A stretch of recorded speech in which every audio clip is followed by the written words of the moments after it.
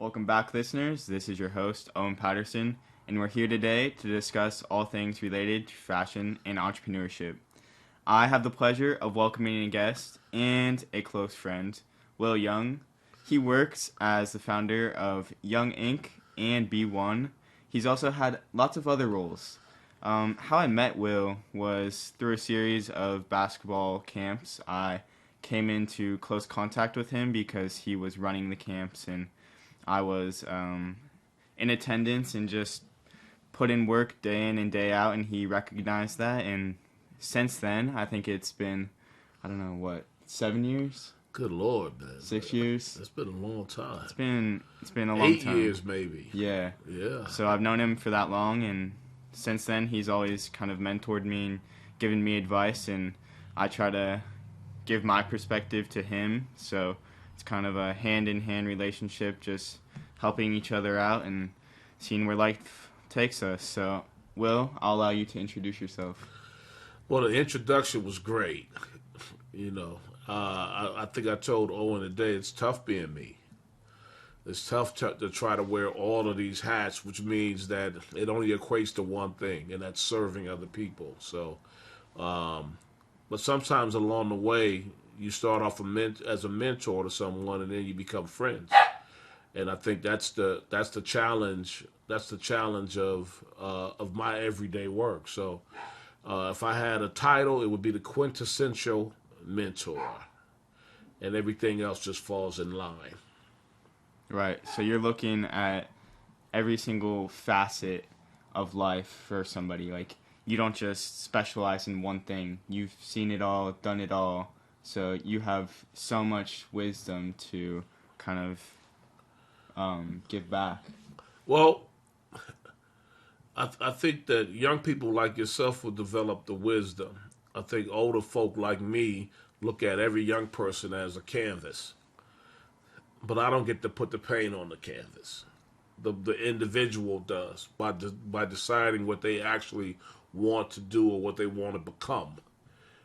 If I'm putting all the paint on there, then I'm just creating something that I know, as opposed to watching something materialize. So, and that just makes more sense to me, because there's wisdom that comes from observation, not from knowing where your mind will take you. So wherever I start, then it's up to younger people to finish. Right.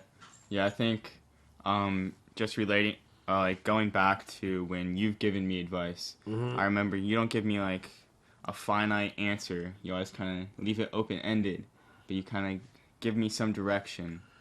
Because I can remember at one point I was just super lost, and just hearing that you knew that I'd make the right decision in the end, and that you kind of like left it up to me. Or even like going back to like when I was playing basketball, and I knew you didn't want me to not play my senior year, and I could really tell because we'd put in so many hours, and it was like, why would you do this now? You've come this far, and you just kind of left it up to me. You said, well, I think it's your decision, and in the end, it's gonna end up affecting you the most. So you've got to be the one to make this decision.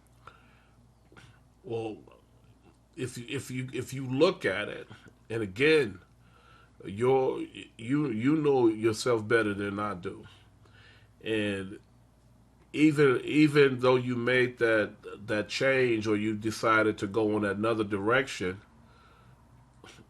that wasn't going to affect our relationship because of the way we were building it, and that's, we got all of this time, we're spending this time together. That means that we're building our relationship, and so it's the same.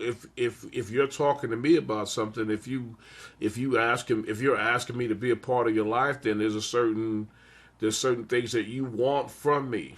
And probably it's authenticity about the decisions you make, as opposed to wanting me to do exactly what you expect, and vice versa. Did I want you to play? Yeah, I wanted you to play because of how you were building your game.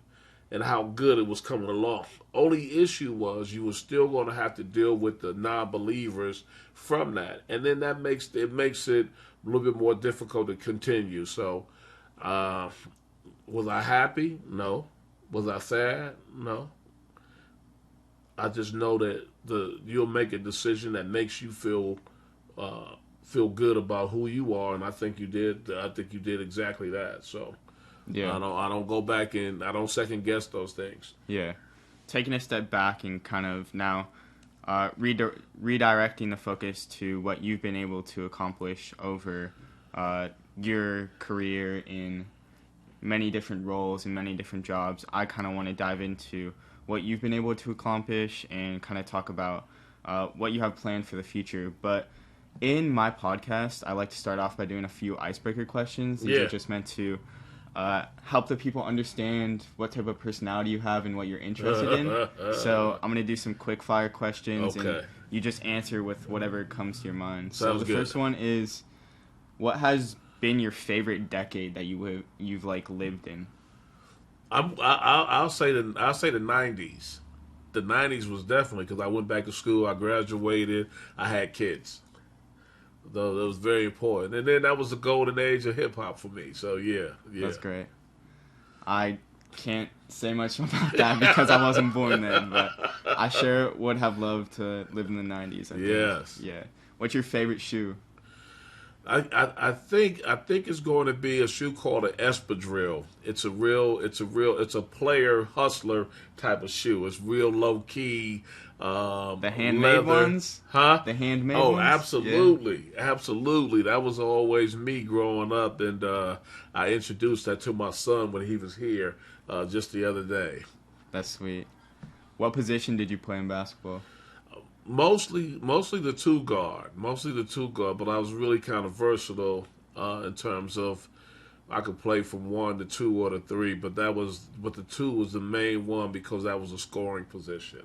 Yeah, you had the most points on the team? Yes, yeah. Yes. And you took pride in that? Oh, I took pride in some other stuff, you know, but, I already knew that for us to win, I would have to do other things, so I had to play. It would be more defensive stuff going on. It seemed like when the more points I scored, the closer the games or the games we would lose. So, right. It was a bit of an adjustment to be able to, put the team first, So. Yeah, you probably got the most recognition for scoring the points. 'Cause right. Even though supposedly defense wins games, you got to score the ball. You got to score the ball. Yeah. You got to score the ball. All right, In-N-Out or Five Guys? Oh, there's no question. Five Guys, but I'm not the burger lover anymore. But the Five Guys and them French fries, all day.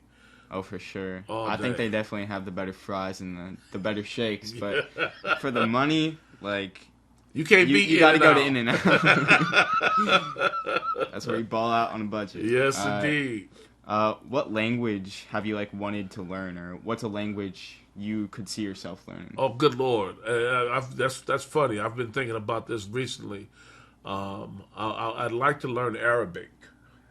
I would like to learn Arabic. So I've been messing around with that, and I just really want to find some time to do it. It was Spanish for a long time, but my Spanish brothers and sisters are really starting to become more acculturated in the ways of English folk, and they're losing their authenticity in terms of in terms of their language. Once you lose your language, you can see the deterioration of a culture. The language is very important. So it's probably how it spreads besides other cultural things like food. But language is a really big thing. Language is a big deal. That's how they communicate. Indeed. That's the main. That's how it functions through communication. Absolutely. It's how it gets passed down from generation to generation. Right. And then we add on. So you also add on that language. Whoever knew? Oh, that's on. I was saying that in the 80s. Now they still say it. It's going to be on tonight. The originator. Okay. What's your biggest fear? My biggest fear, I think they're wrapped up in my insecurities of.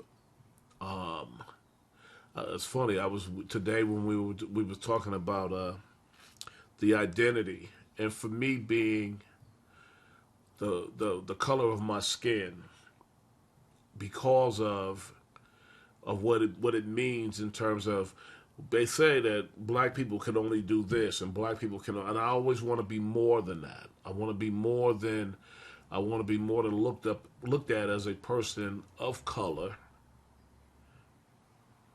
because there's limitations to the way it's presented. So my biggest fear is always being in a place where I may be marginalized because the expectations of being black or whatever, the bar is set lower. Yeah. So that's something. Also insecurities. It causes insecurities. Yeah. Yeah, that's interesting. I mean, I don't want to bring up, I guess I should bring up, but like just Kanye talking about how he's always viewed as just like a musician.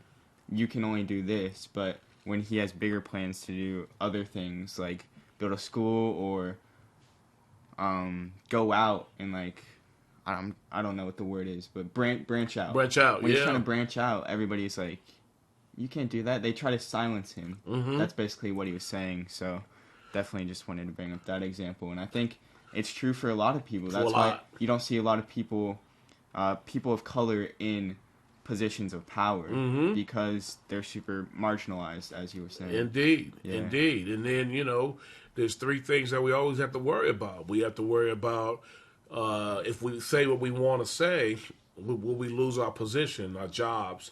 What about the fact that what about our character? What about and even being in the mainstream? If I go it alone, just think about how often I'm in meetings or I'm in wherever I'm at. I'm usually the only black. Look, I'm even using that word. I'm the only person of African descent that is in there. And that doesn't bother me. But I don't want to just be in there. I want to be a decision maker in these meetings, and that's not something that is expected. So again, it causes other things, like there's those insecurities again. So but I really respect Kanye, but what he's built. He worries about those same things. They're going to take it away from him. Scary thing. Mm-hmm. I can't imagine. Yeah. I mean, now we get to talk about why I brought you on the podcast. Yeah. And I want to start from the beginning and just ask you, did you know what you wanted to do when you came out of school? I had no clue. As, the easy answer is I wanted to be an individual. So you gotta understand, what stage of school? High school, the first go around in college, the second go around in college, which is 18 years after high school. There was a lot of dimensions. Mm-hmm. Failures. Before that, was it just like surviving? Do you think? I think that's what I spent a lot of times doing. Physically, mentally, I was always thinking about moving forward. How was I going to do it? I spent a lot of time thinking, but to get to a point of being an individual and moving that way was probably the most important thing at that time. So you had no clue. Did you have a lot of interest, or you just were like, I don't even know.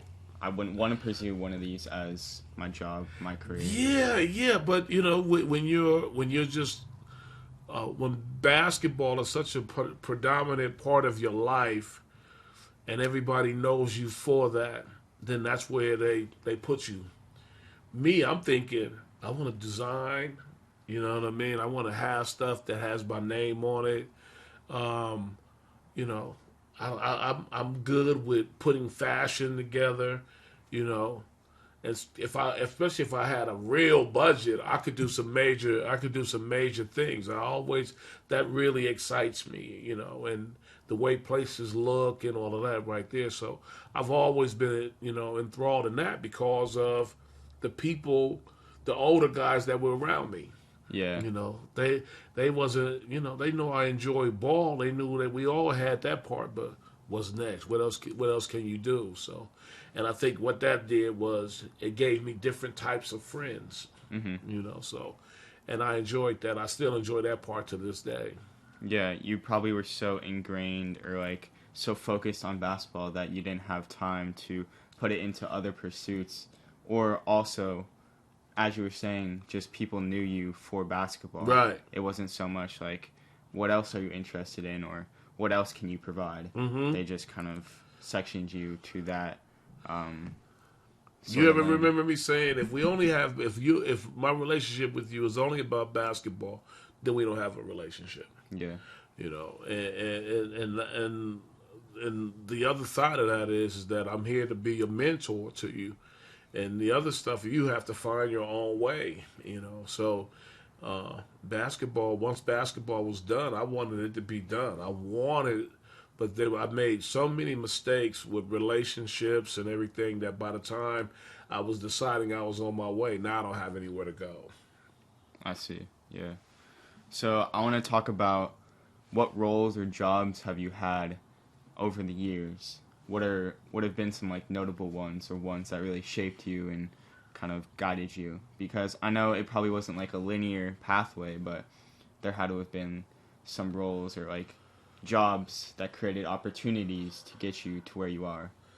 I have to tell you, you know, being the executive director of B1 and then being able to have B1 for kids and have these throughout the schools, and especially out of White City, Eagle Point, where I just had carte blanche to go in and create programs and you know, really work with the families out there. That was probably the best. All the other jobs been the same because of the power structure. Yeah. There's never been, and people are gonna hate me when I say this, but there's never been a job. There's never been a job that I've really loved, but it's always been the opportunity to serve that excites me, because someone gets to make the decisions for you. Somebody gets to tell you when you to take a break. They get to tell you, you know, when you can go on vacation. They get to tell you when you can leave. They get to tell you, you know, all these things that they control in you will remind you of other places that we don't want to talk about, where they do the same thing, you know. So with all of those, with every job that I've had, they've had that, which meant that if I bucked the system, then it was going to be a problem. And I've had a problem with every place that I've ever worked. Yeah, so you didn't like that aspect of it, just the really foundational kind of guidance of a workplace where they tell you what your hours are going to be, when you can take a break. You didn't like that aspect of it, but also those same institutions or those same businesses gave you the opportunity, or like they outlined and connected you with the right people so that you could go out there and do the work you were meant to do. Can you like talk about the work that, or like give listeners an idea of what you mean by working with these families and what you've been able to do? Well, imagine what you would do. Well, imagine what you would do if you didn't have money. If you didn't get paid for what you do. Imagine what you would do. And that's what I do right now. Yeah. Imagine, but I get paid. But imagine what you would do. For me to be able to go out and work with families who struggle, work with kids who struggle, is the greatest thing ever, because we don't want anything from each other. We're just trying. Let's work together. Let's try to make this thing go. If you've ever been marginalized, then you understand the resources that are available are limited. but there's resources, right? But the resources don't uplift you; they keep you status quo. I've been able to make a certain amount of money with each job just because I'm good at what I do. But it hadn't been any money to say, there hadn't been somebody to say, take this money, excuse me, take this money because you've been so instrumental in the lives of other people. You I didn't haven't get paid that. based on your value. I did not. Yeah. I did not. Only when I was the boss. And even then, I didn't pay myself top dollar because the money that I would raise went to serving the kids. Right? I made sure that they didn't have to pay anything. Yeah. I made sure I would get them jackets. I would get them T-shirts. I would take them to wherever we go, basketball games, Blazer games, Ducks games, whatever. We would always be doing things that you didn't have. They weren't extracurricular activities. So if I was thinking about the money, I'd have said, I'm going to take 75% of this money and it's going to go in my pocket because I can. Yeah. Okay? I could do it, but I didn't. And it felt better. That's why I say, just thinking about having a job that you could do and not get paid. Yeah, you contributed more than just time to these jobs. You contributed the salary that you were getting, and you gave it back and made sure to create the best activities and experiences for the kids you were working with. So basically what you were talking about is if there was a family that didn't have a lot of money, you'd try to connect them with the right resources, but not only resources, also just your support and guidance. I think there was more support and guidance because, again, I would buy bikes. You know what I mean? Anytime we went out of town,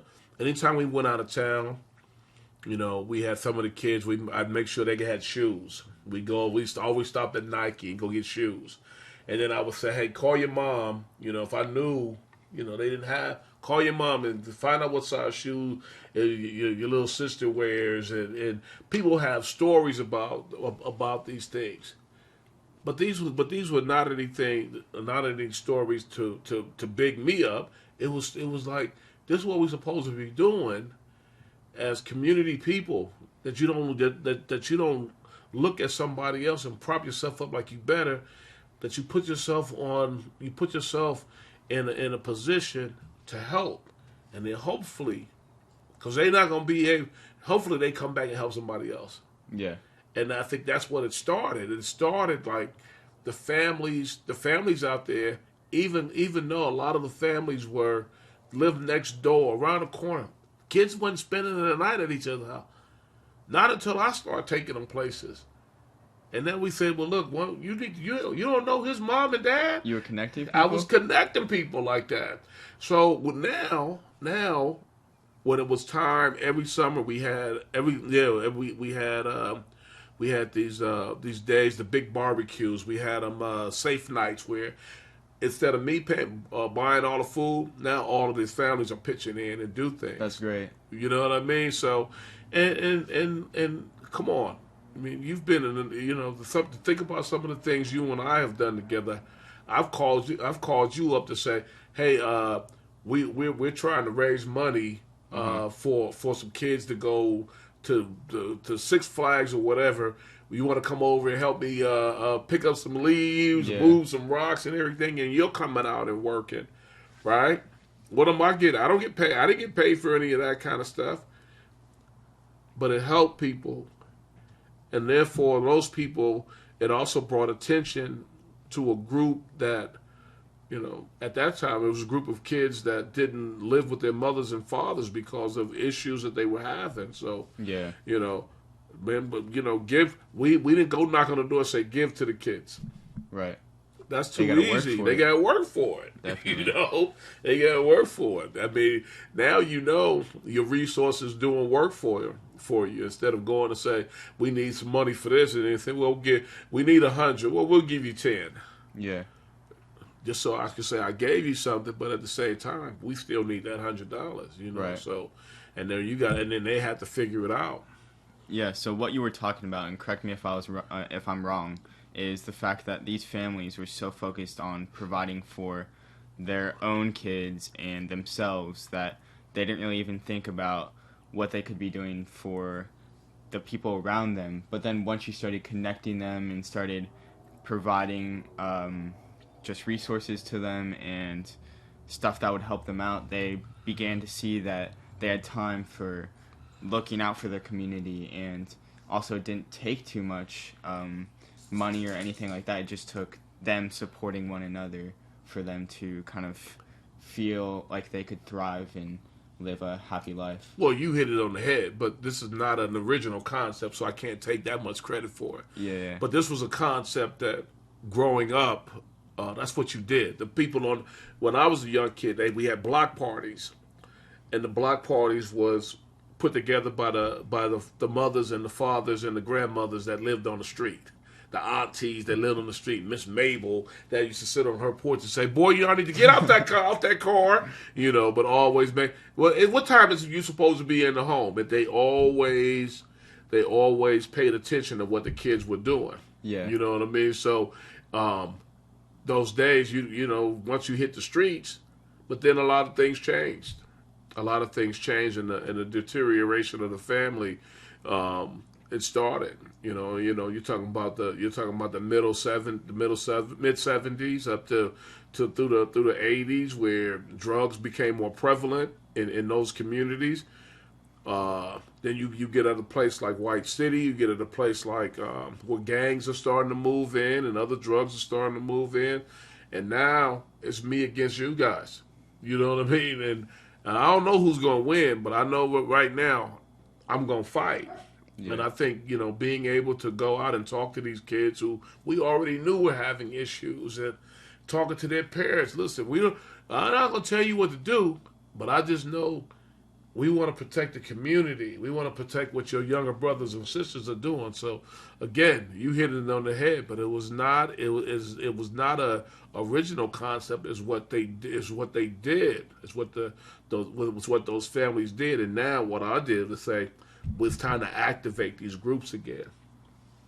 Yeah, I have a question that I have wanted to ask you, or is a question that maybe doesn't need address, but you're welcome to answer it, is what's been your most rewarding job? It seems like all of these jobs that you've done have been rewarding, but has there been one where you were like, this is really my main purpose in life? Was there one that really just felt super rewarding to you, or would you say all of them have been rewarding?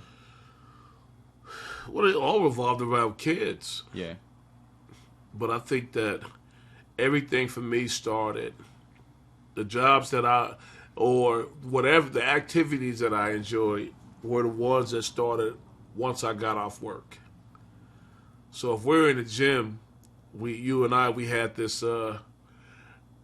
thing one time where I used to always say, "Oh, I'm here every day. I don't miss any practices." And I missed the practice, and you scolded me.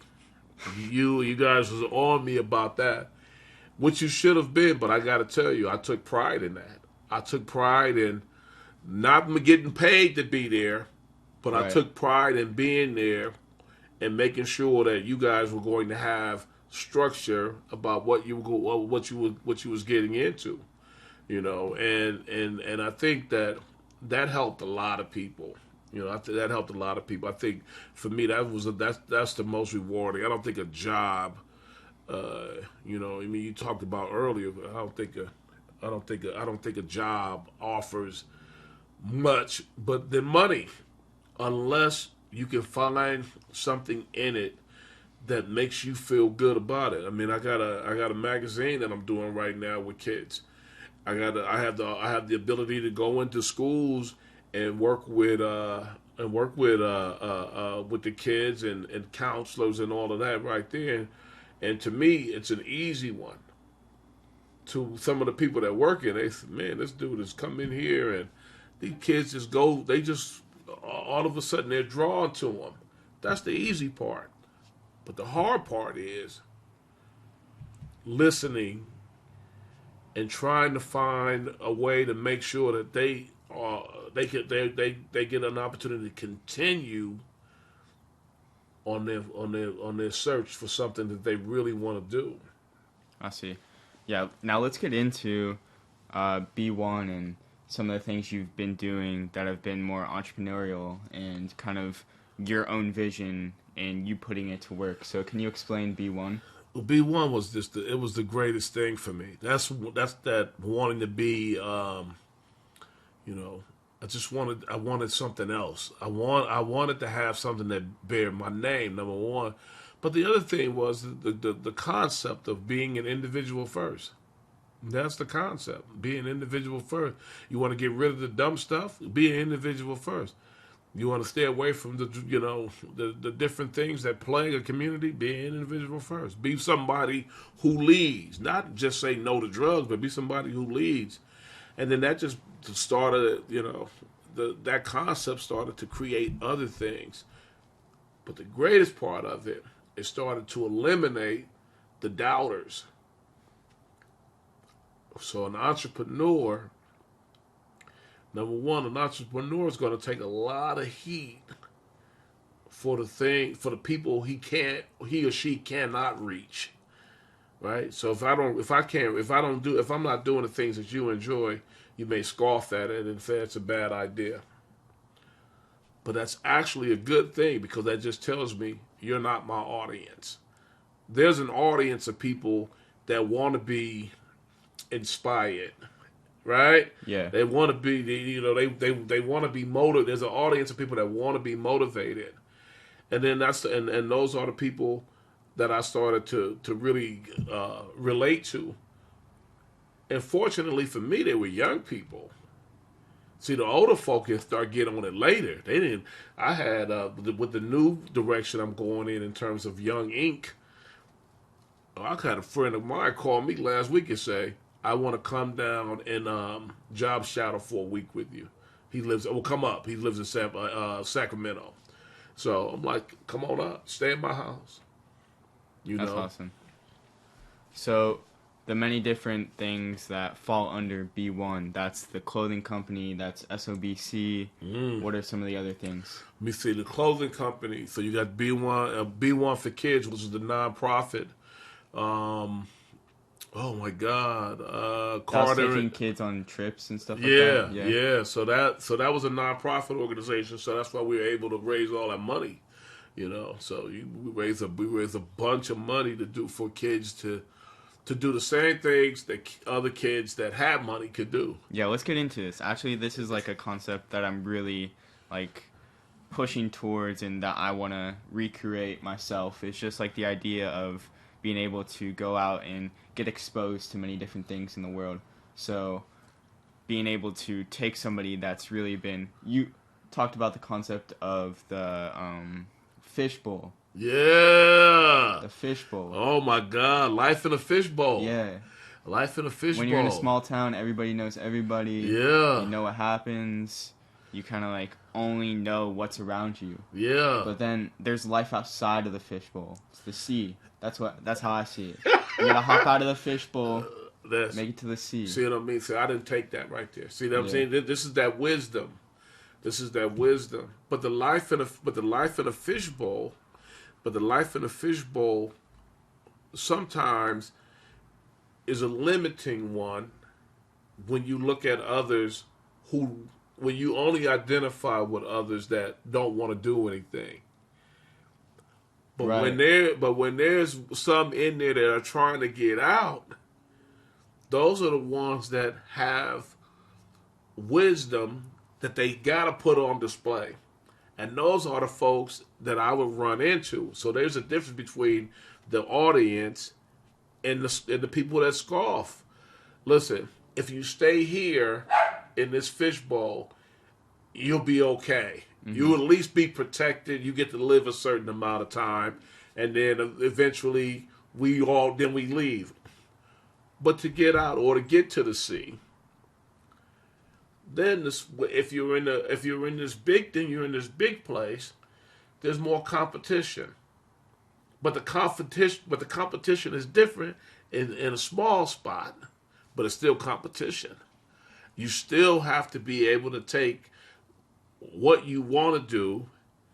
Okay, this group, hard of hearing, but this group outside of it, they're gonna be tougher to convince. Why? Because you got 100,000 other people with similar ideas.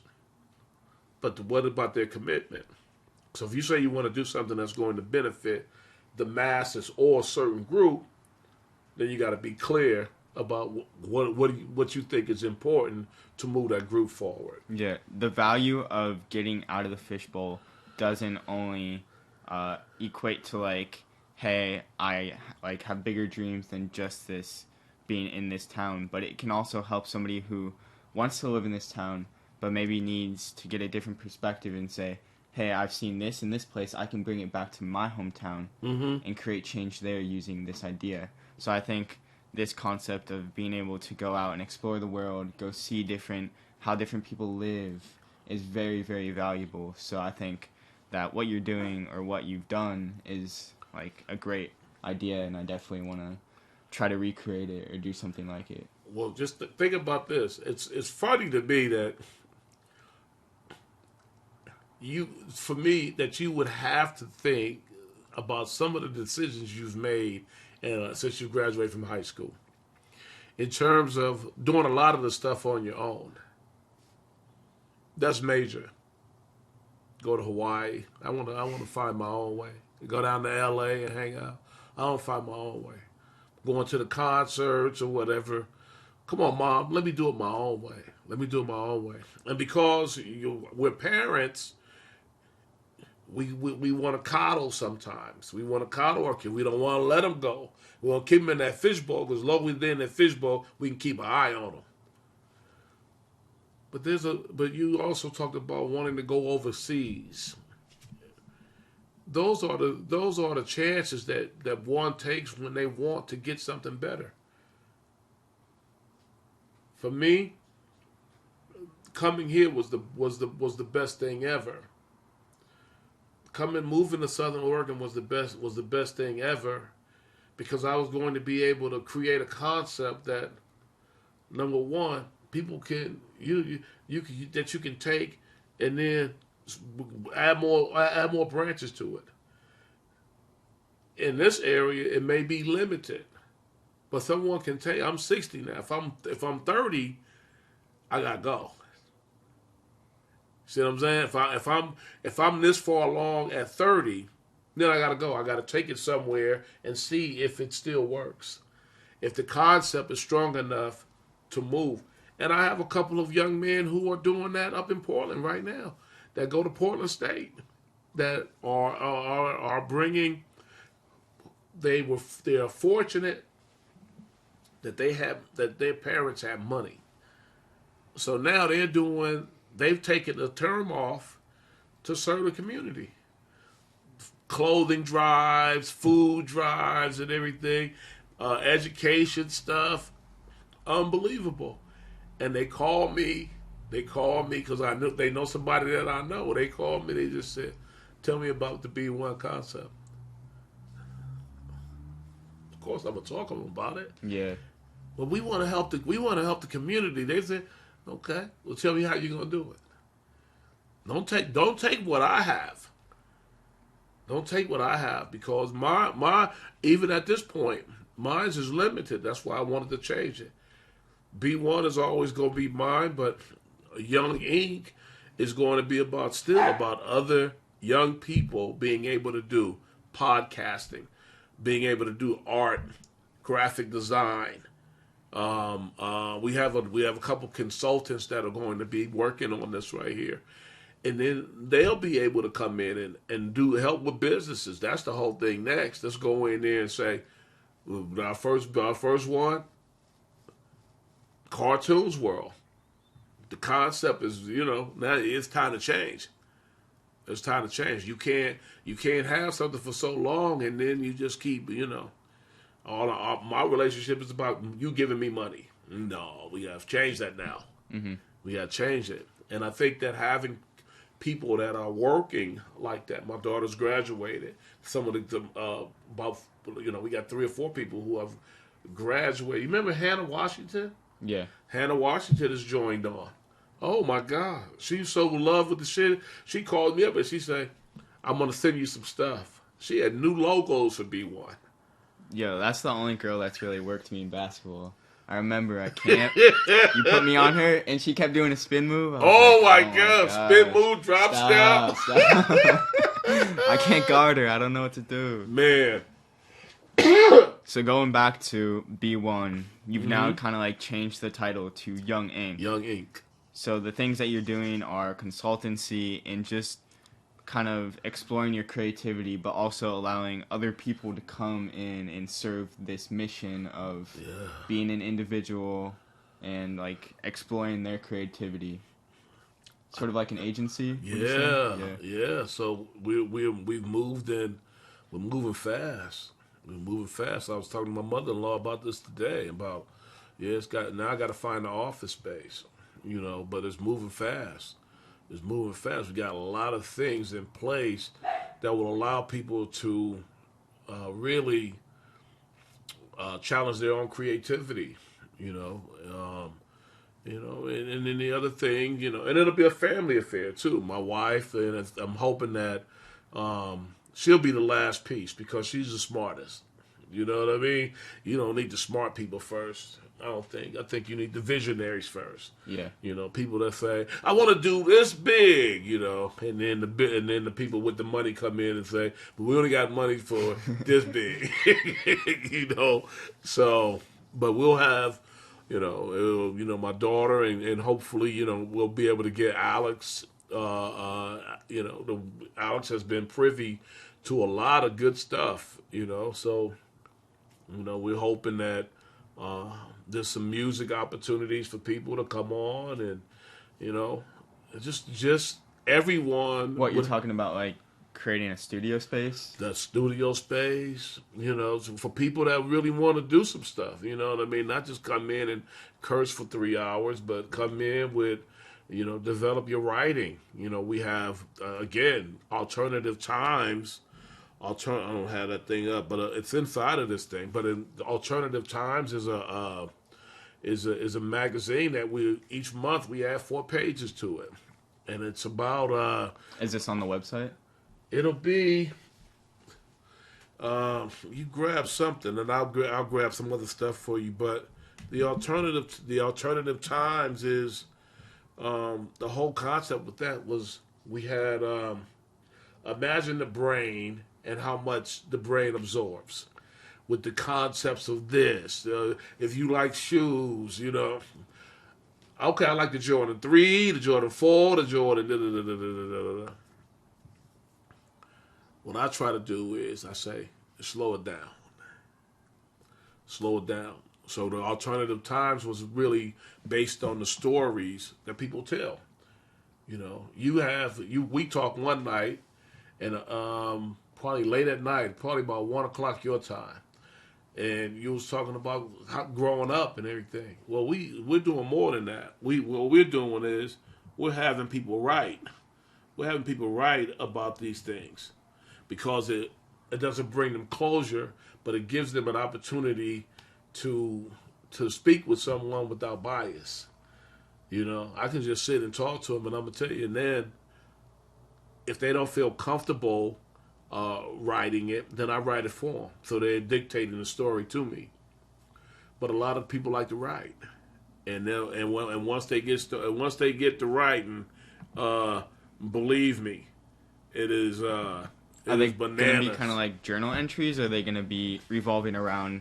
There'll be stories, concepts? monthly stories, and here you go. And then you're looking at, and this was based on this kid named Joby. We called it the Joby Project, and Joby was a kid like myself. He was a kid like a lot of kids who never was home, always staying at somebody else's house. And when he moved away and he didn't have these people in his life, he started doing other things, like he got into drugs heavy, and then eventually he overdosed. Yeah, that's the long and short of it. But that's what happens. That's what happens to us all when we don't have somebody that give us that direction. And it doesn't matter what family you come from. You can get rich family, poor family, don't matter. This is the lack of connection with somebody meaningful in your life makes you, makes you examine who you really are. And sometimes that's not good. Sometimes that's not good because I need somebody to talk to. Think about all the times we have conversations about things. And you're thinking to yourself, oh, Will, thank you for talking to me. And I'm thinking to myself, oh, thanks for talking to me. You know what I mean? Because it's done. Whatever it's done for you, it's done the same for me. So, that's pretty but great. this is the concept. And, to be able to take, this is me. You should have saw the original drawing of this thing. And I took it. I said, this is what I want. And I'm writing all this stuff. And I'm just like thinking, my God. We are inundated with all of this stuff. Which, if that is the case, then how can we come up with a good idea? Here's that fishbowl. That fishbowl is locked up in here. And if this is too much for you to handle, then you take the easy way out. You take the easy way out and you say, well, at least I can do this for the rest of my life, as opposed to, making some other things happen, getting bigger in it. So there you have it. Yeah, I'll have to share this concept with you because in Philadelphia they have this kind of like co-working space or where they have multiple different studios and you can get a membership and it allows you like 3 studio times, so you can schedule for 3 different studio times. And for music? Yeah, so they have a music studio, they have one for like media production, so one with like a green screen. Yeah. And then they have like a podcast studio. So it's just for people in like audio and video production and music.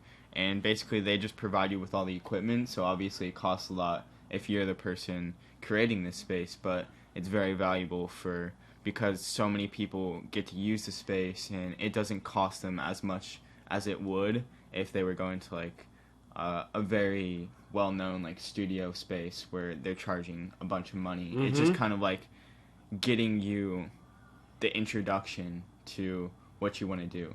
So it may not be like the best equipment, but at least you're starting somewhere and you're getting exposed to it early on.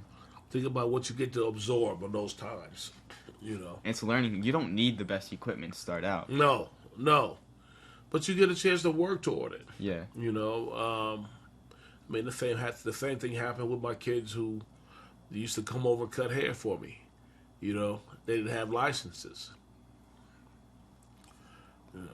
You're always trying to get me to shave my head. What was that about? You want the Will Young cut? Let's get the Will Young. Let's get the little look. Yeah, there is. You never know what someone wants to do and what kind of juices them up and everything. I think that I always think when young people find something that they enjoy, I like turn me on to it. Why are you so passionate about it? So, good Lord, we've had so many opportunities. We've had so many opportunities to work. Just to work with different people. So every time I hear an idea, just listening to Hannah the other day, Hannah called me because she says, "Will you be a mentor so I can get a job?" I said, that's gonna get you over the top? She said, yeah. I said, put me down. I called her, I think, Saturday, and I said, you get the job? She said, yeah. I said, for real? She says, yeah. I say, okay. Well, what's next? Next thing I know, she said, I got my phone. She's sending me these different logos and all of that kind of stuff. And I'm saying to myself, my gosh, she's really inside. I don't know if you guys ever did one, but inside of the website, they have podcasts. So they got all of these now, maybe 20 of them. And she did one with Janae, and she had her and Janae She says, Will, you said you would always say this. Tomorrow never comes. She said, I didn't know what you were talking about. Tomorrow never comes. And if you're patient, you can prepare. But you can't prepare for something that ain't here yet. But you can prepare, getting yourself together and keep building like every day. You keep building something every day. But put that energy into it today. Because if you're trying to do it just for tomorrow, you'll never get here. Because there'll always be a tomorrow. It's just that we might not be involved in that one right there. So there's nothing more important than what you do today. Today is prep. By the end of the day, showtime. You get a chance to enjoy tomorrow. Well, God bless you. But the end of tomorrow, it's showtime. You work to perform. You don't work to have nothing. So remember, my days, I'm doing everything formally. My evenings is showtime. Everything that I put into working that day goes into everything that evening is showtime. Okay? Some people, you held me to a high standard, but there's some people that would show up once a week. Now I ain't gonna say no names, but I'm just saying they're because I mean it's a different way of living. It's like I'll be there tomorrow. Well, yeah. What if O needs you tonight? What if he needs you tonight? Tomorrow's not, you know what I mean? Yeah, tomorrow's I needed somebody no to good. score buckets on it. I was like, where's this dude? Oh, man. I'm feeling all good about my shot, but nobody's here to contest it. Yeah. Come on. Even, I was just proud of you just to keep pushing. Just to keep pushing. And even at that time, I had a debilitating disease. I didn't even know what it was, but I couldn't walk half the time. I would be in pain. I was limping and all of this kind of stuff. Then I get it in my fingers and my elbow. It was the worst. It was the worst. It took me February 2021 while I'm laying up in the hospital. And first of all, how I even got to the hospital was a freaking miracle because I couldn't get out of bed to get to the car. Yikes. Just like, my God. But you were still there for the workouts. But I would still be, you know what I mean? But I would still be there. Right. I would still be there. I was just being like, I was taking them, whatever I needed. What was it? Not a lead, but ibuprofen. I had to take those. Yeah. That gave you some temporary relief, but I'm going to tell you right now, as soon as the shit wear off, and it was bad, you couldn't take them all the time because it would be bad for your kidneys, And then what was they doing? They were starting to damage my kidneys. Then next thing you know, I got diabetes. You know what I mean? So you ask me, you say, well, what was the best job? Well, the best job was the one that didn't pay. The best job was the one that allowed me to just be a man with principles, be a man that people was going to be able to count on no matter what. That wasn't going to make excuses about But believe me, in the meantime, wifey was just like, again to the gym, where she might be thinking, oh, he might be goofing off over there. Yeah. But she don't know I would be in that gym down there every night, yelling and screaming and pushing and inspiring and motivating and doing whatever I got to do to get these guys to play hard, to work hard and do all of that. So, I think the thing that kept me going most was the music. We always had good music. We always had to. Oh, that's the thing. See.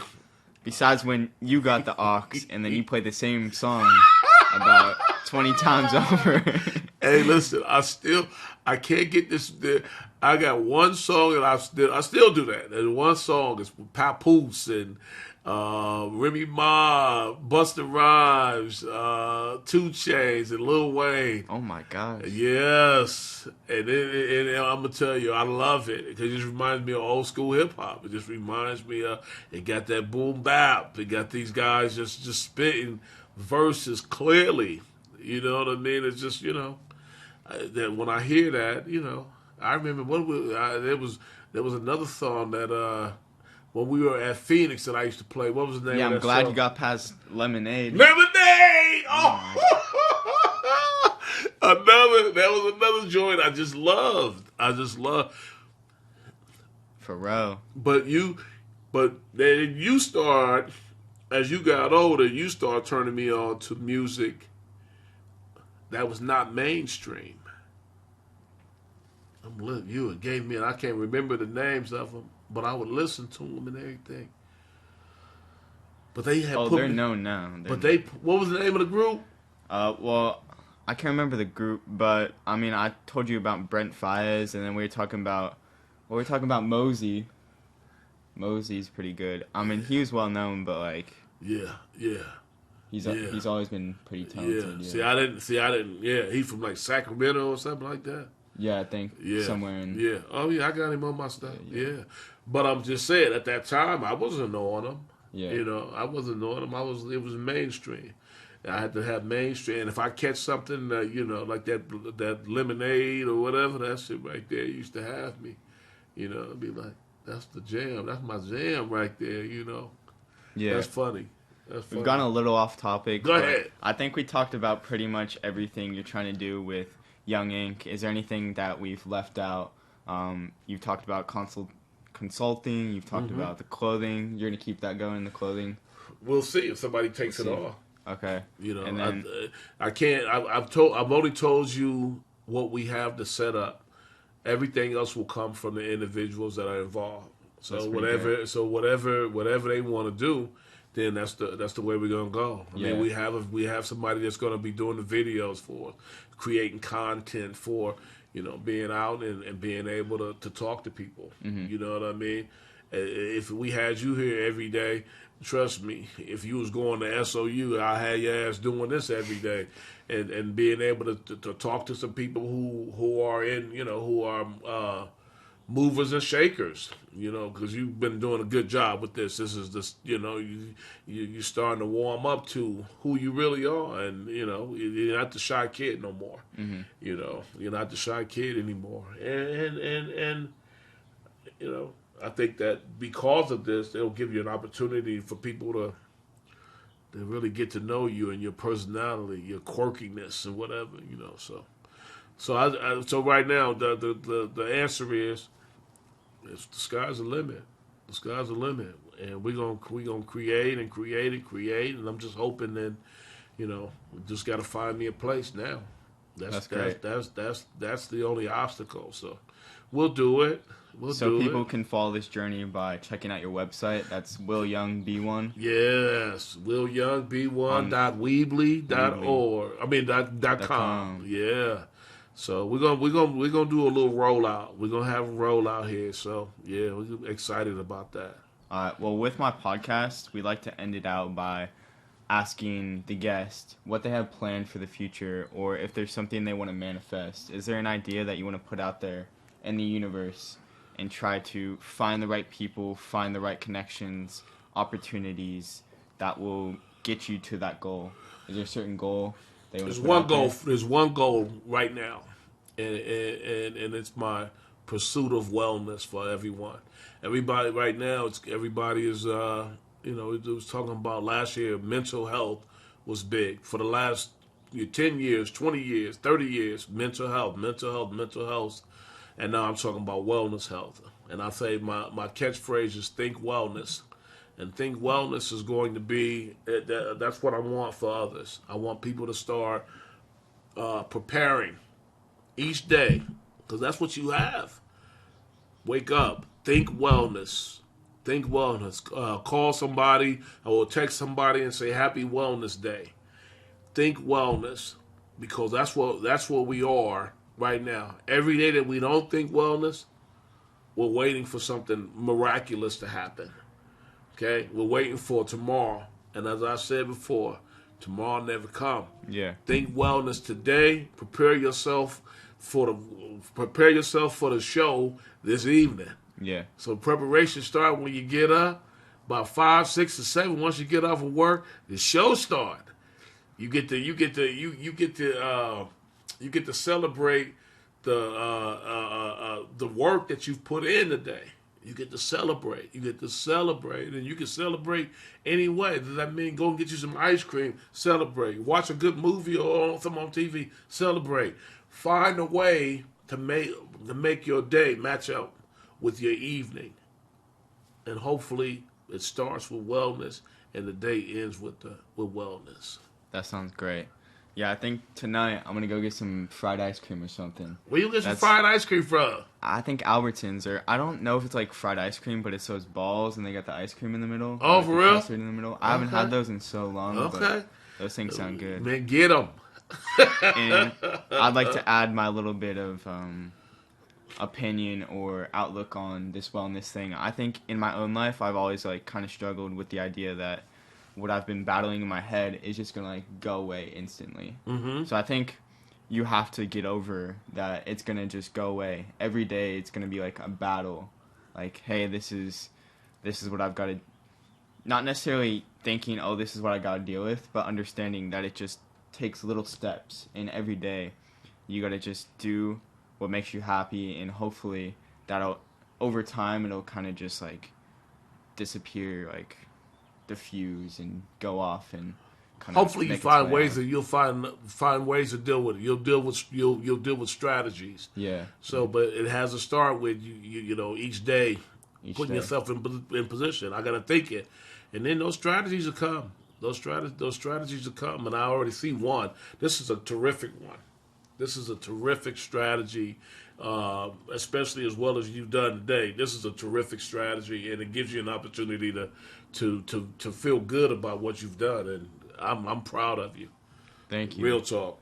Well, thanks for sitting down with me today, and this was a great conversation. We kind of talked about everything from how you got started with working with people, to what you've been able to create on your own, to how you've shaped my own life. So I really appreciate you coming on the podcast and talking with me. And I hope the listeners go and check out your website. Oh, yes. I'll definitely link that. And thanks, everybody, for listening. Make sure to follow the Instagram, which is owens.exhibit. And that's everything. Thanks so much, Will. My pleasure.